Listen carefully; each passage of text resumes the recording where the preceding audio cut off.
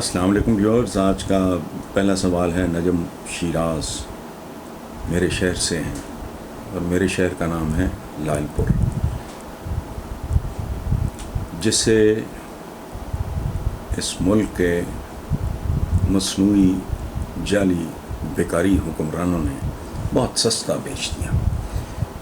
King Faisal سے اگر اتنی محبت تھی تو ان کے نام پہ کوئی نیا شہر بناتے. شہروں کے نام چینج کرنا، سڑکوں کے نام چینج کرنا، یہ گھٹیا ترین ذہنیت کی علامت ہے، بھلے کوئی قوم کرے. یہ تاریخ ہوتی ہے، کسی علاقے کی تاریخ ہوتی ہے، یہ ریمائنڈرز ہوتے ہیں. اب کرشن نگر کا نام اگر آپ اسلام پورہ رکھ دو گے تو وہاں کے رہنے والے زیادہ بہتر مسلمان ہو جائیں گے؟ نہیں. بہرحال نجم شیراز صاحب نے تو اپنے شہر کا نام فیصل آباد رکھا ہے. وہ کہتے ہیں جی پاکستان کے سیاستدانوں کو کیا خبر کہ انقلاب کیسے لایا جاتا ہے. ایک طرف نیلسن منڈیلا اور امام خمینی، تو دوسری طرف مولانا نواز شریف اور آصف زرداری وغیرہ. کیا آپ سمجھتے ہیں کہ موجودہ سیاستدانوں میں سے کوئی ایک بھی ایسا ہے جو پاکستان کو بحرانوں سے نکال سکتا ہو؟ نجم صاحب، پہلی بات میں آپ کو عرض کر دوں کہ ہر انقلاب بڑے سے بڑا دراصل نام ہے نئے ظالم پیدا کرنے کا.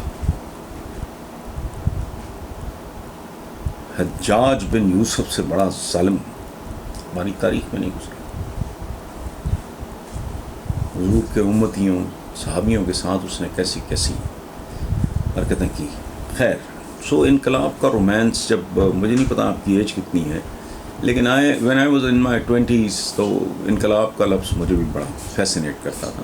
اس لیے آپ جسٹیفائڈ ہو. انقلاب نہیں، یہ دنیا اور طرح کی چیز کا نام ہے. آج کی دنیا سائنس، ٹیکنالوجی، علم، یہ مسل کا نہیں ہے، یہ عقل کا زمانہ ہے. اور اس کے لیے ظاہر ہے حکمران بہتر چاہیے، جن کے پاس ویژن ہو، جن کے پاس ڈیپتھ ہو، جو چھچورے نہ ہوں، جو لالچی نہ ہوں، جو خود غرض نہ ہوں، جو اقتدار اور ہوس مال کے مارے ہوئے نہ ہوں.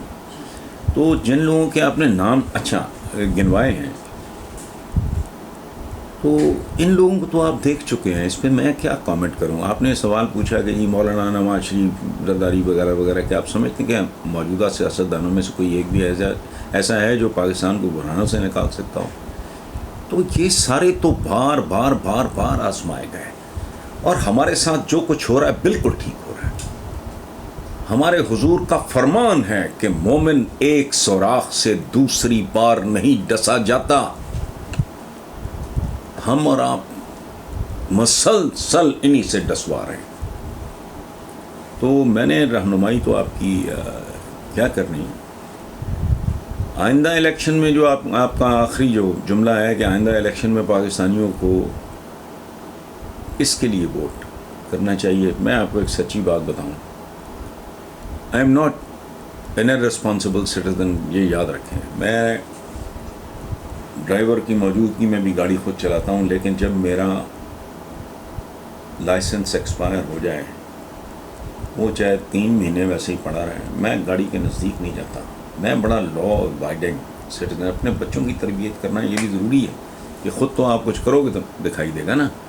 تو میں ایک جرم کا، گناہ کا، جمہوری جرم کا میں نے آج تک کسی کو اس قابل ہی نہیں سمجھا کہ اس کے لیے میں یہ تردد کروں کہ اپنی اسٹڈی سے نکلوں، گرمی ہو، سردی ہے، ادھر جا کے میں قطاروں میں کھڑا ہوں. مجھ سے نہیں ہوتا. آپ سوچ لیں، باقی جس کو اس کی وجہ ہے، یہ سارے نتھا سنگھ اور Prem Singh, one and the same thing. کیا عرض کیا میں نے؟ یہ سارے کیا ہیں؟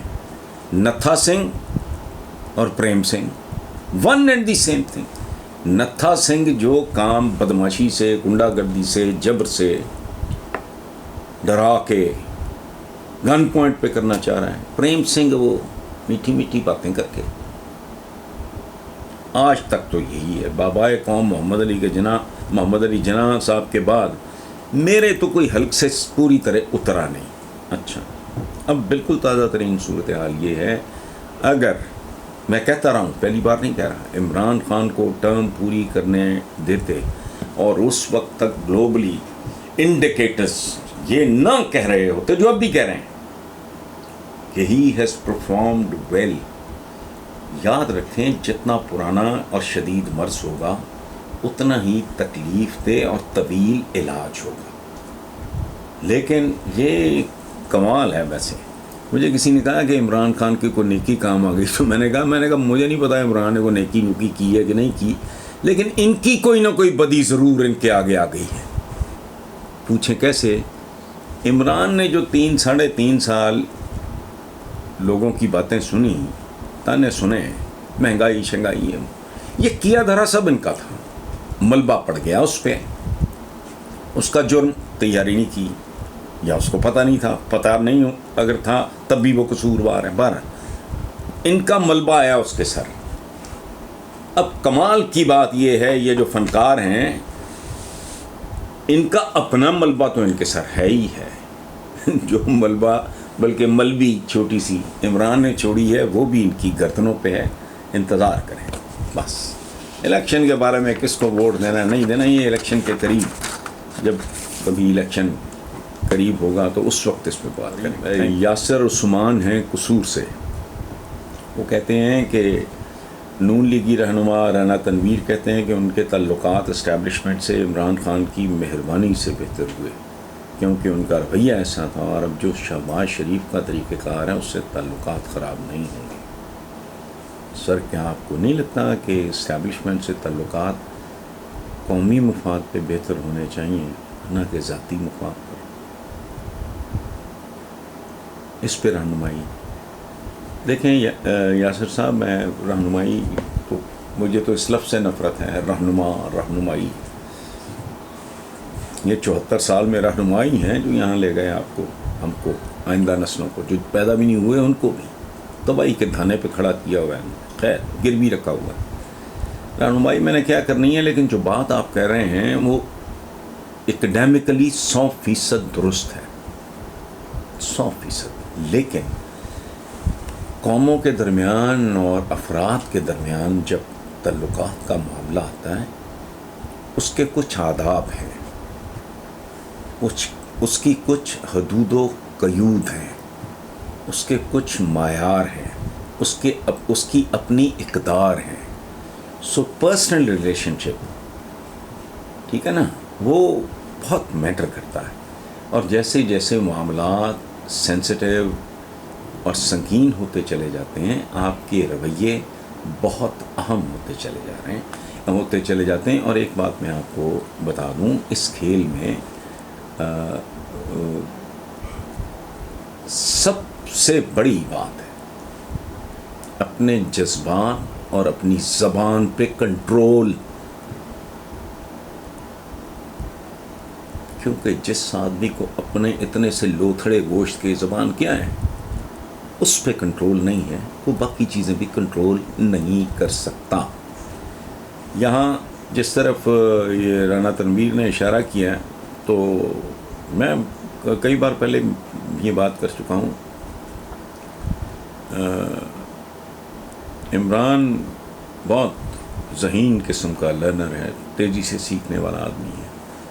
اب گزشتہ جتنی تقریریں میں نے سنی ہیں یا ان کے ٹوٹے سمجھ لیں میں نے سنے ہیں، پورے جلسے تو نہیں دیکھے جا سکتے، یا کم از کم میں نہیں دیکھ سکتا، تو اس میں مجھے ایک واضح تبدیلی، سیلف کنٹرول، ریسٹرینٹ، یہ مجھے سارا دکھائی دے رہا ہے. باقی جو اللہ مالک.